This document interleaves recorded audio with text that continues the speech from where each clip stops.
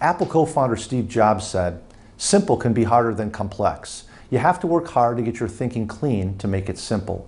But it's worth it in the end because once you get there, you can move mountains."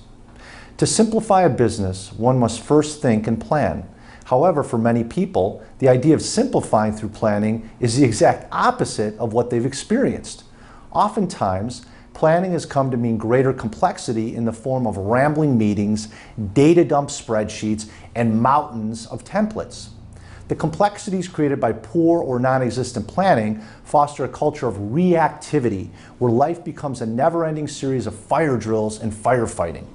Oddly enough, these time-wasting activities are considered by many to be real work. Maybe that's because we live in an action-oriented world. Better to be doing something, anything, than to be not in action. And if by anything we mean activities such as fighting fires, reacting to competitors, or checking our smartphones every 6.5 minutes, which is the average according to research, the activity-oriented approach doesn't necessarily equal achievement. When it comes to the great contributors throughout history, dating back to people like Leonardo da Vinci, Thomas Jefferson, Albert Einstein, Ernest Hemingway, up through business luminaries such as Bill Gates, Steve Jobs, and Jeff Bezos, a common theme is their ability to take time to think and plan. It's one of the traits that set them apart. To simplify through thinking and planning, we can focus on 3 areas. The first is people. There are 2 types of people that can make things unnecessarily complex when it comes to thinking and planning.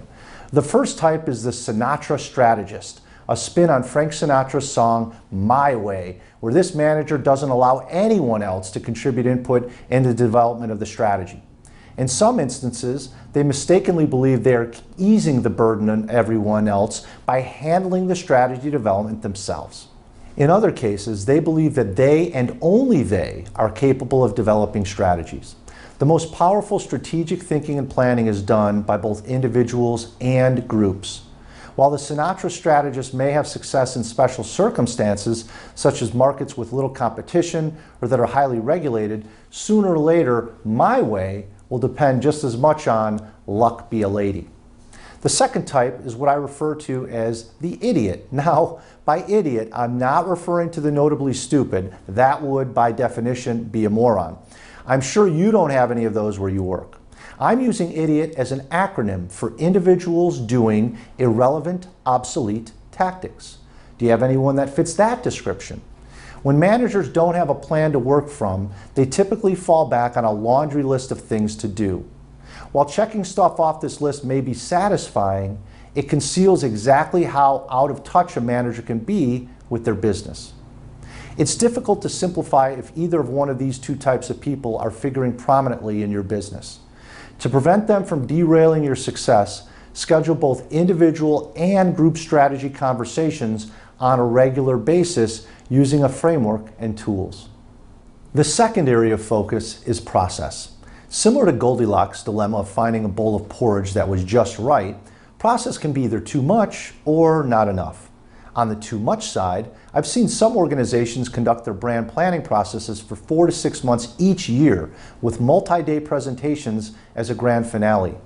On the flip side, some organizations add needless complexity to their day-to-day operations because they have too little process. I've also observed senior leaders, especially those new to the organization, not wanting to impose their process on the group.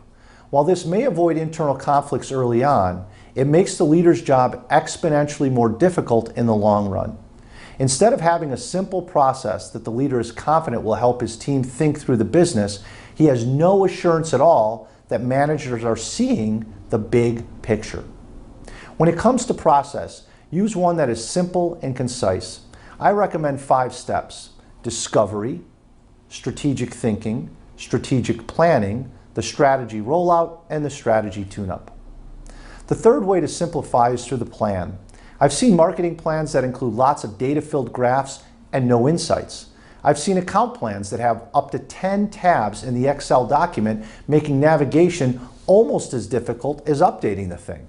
And I've seen strategic sales plans that run more than 100 slides but didn't include the word strategy anywhere in the PowerPoint deck. There are two fundamental elements to any plan. Number one, what are you trying to achieve? And number two, how will you achieve it?